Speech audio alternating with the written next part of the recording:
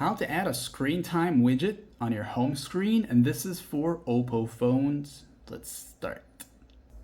Wherever you are in your home screen at the moment, go ahead and long press a blank area like this here. Then you're gonna see the options for widgets show up down here. Once you're there, all you gotta do now is look for the digital well-being section, this one right here. And as you tap on it, you're gonna see this here. You wanna go ahead and press add, and it'll pop up like this here for you. It's gonna load up a little bit to give you all the information that you need to know. Now you'll notice there's this little tab here that you can pull on, which will stretch it open if that's what you were looking for, something big as this here. Now let's just say we tapped away here. You can also hold it down and place it to another part of your screen if you want to, and once it's released, it'll stay there. Again, you can come back and long press it, and you'll notice that little tab here.